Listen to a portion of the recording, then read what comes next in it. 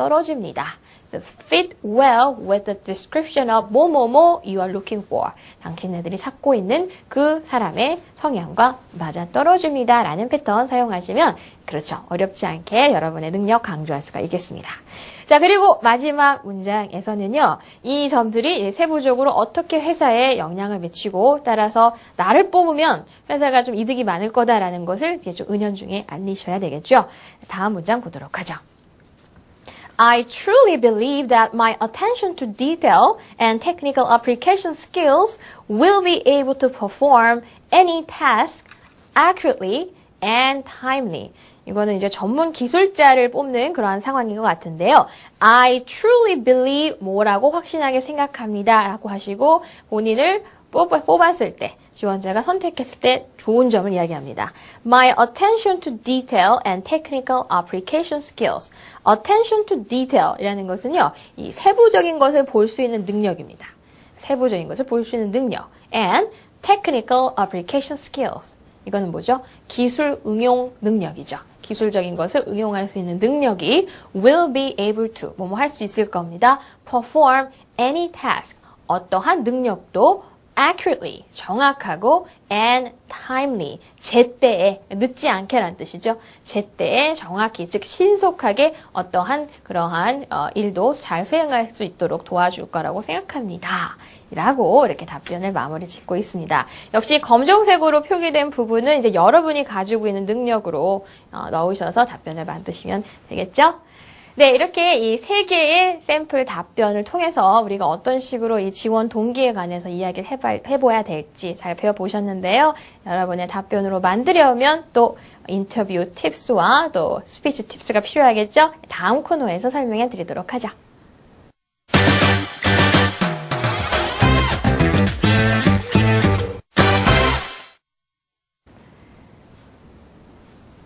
네, 여러분 오늘의 팁스에서는요, 이 인터뷰의 다양한 종류가 있습니다. So there are a few kinds of English interviews, and today I'll talk about interviews from a big Korean corporate and an interview from a small and medium-sized company, and the last type is an interview with a foreign company. 오늘은 이 세 가지의 인터뷰 종류, 특별히 한국 대기업과의 인터뷰, 또 중소기업과의 영어 인터뷰, 또 외국계 기업과의 영어 인터뷰의 차이점에 대해서 설명을 해드리도록 하겠습니다.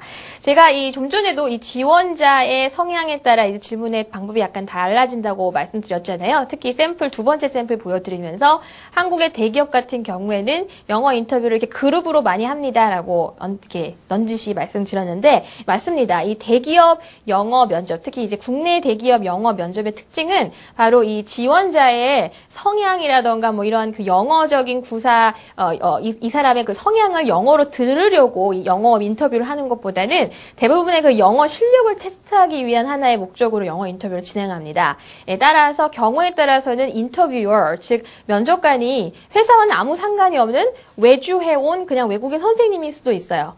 그러니까 여러분이 그 사람이 회사에 대해 잘 모르는 사람일 수도 있다라는 거죠. 또 대부분의 경우에는 뭐 두세 사람씩 페어로 그룹으로 이제 면접을 하거나 경우에 따라서는 뭐 10명씩 이렇게 일어나서 이렇게 인터뷰를 하는 경우도 있는데요. 따라서 1대1 면접의 경우는 거의 없다고 보시고요. 경력직을 제외하시고 거의 없다고 보시고 이 3명, 5명씩 짝을 지어서 그룹 면접을 하는 경우가 많습니다. 따라서 오늘과 같은 답변처럼 아예 대놓고 이렇게 다른 지원자와 본인의 차별점이 뭐라고 생각하나라는 답변에 너무 누구나 할 수 있는 답을 주어서는 안 된다는 거죠. 따라서 조금 더 독창적 있고 여러분을 기억할 수 있는 그런 답안을 만드는 거에 좀 신경을 쓰셔야 될 것 같습니다.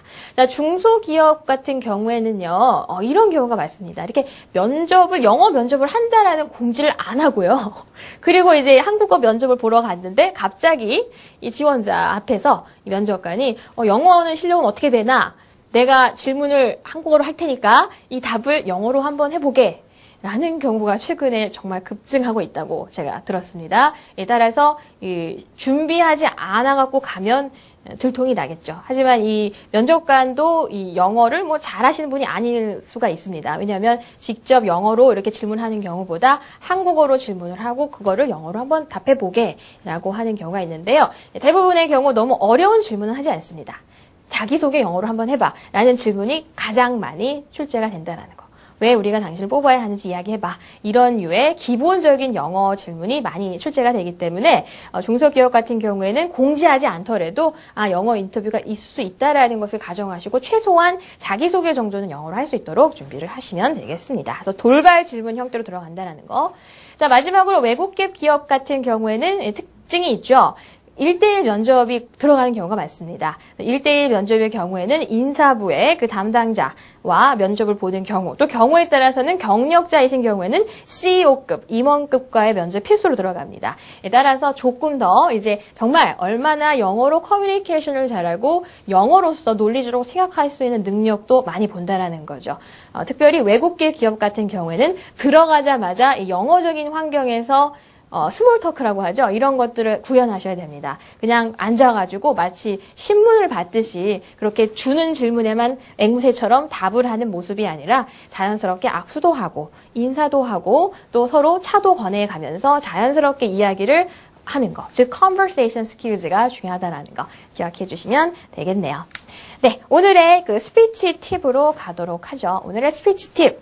제가 말씀드리고 싶은 이거 단 한 가지입니다. He who hesitates is lost. 무슨 뜻일까요? 망설이면 진다 라는 뜻이죠. 주눅들지 마세요 라는 것을 주제로 가지고 와봤는데요. He who hesitates is lost. Well, what I mean by this is that do not use phrases or expressions that make you sound a little hesitant or not really proud of yourself. 어떤 표현들이 있습니다. 괜히 사용하면 좀 주눅든 사람처럼 이렇게 보여지는 그런 표현들은 가능하면 피하셔야 되는데요. 물론 이 면접이 굉장히 떨리는 환경이긴 하지만 여러분이 가능하면 다음과 같은 표현은 피해 주시라는 거죠. 예를 들어서 문장 앞에다가 매번 I guess, I guess, I guess 이렇게 사용하는 것은 확실치 않다라는 것을 알려주는 거거든요. 그래서 I guess I learned that when 이렇게 하시는 것보다 I guess 빼시고 I learned that when 이렇게 어떤 것을 언제 배웠다. 특별히 I guess라는 표현 너무 습관적으로 많이 쓰지 않도록 해주시고요. 비슷하게 I think 이것도 많이 쓰시면 확실치 않다, 자신감이 없다라고 비춰줄 수 있습니다. 가끔씩 사용하는 건 괜찮아요. 하지만 모든 문장이 혹시 내가 I think로 시작하고 있진 않은지 I think my strengths are 라고 하는 것보다 my strengths are 라고 하시는 게 좋고요. 역시 try라는 단어 I will try. 한번 해보겠습니다 라는 뜻인데요. 안 해보겠다라는 의미와 같습니다. 영어에서는. 따라서 I will 이라고 그냥 해주세요.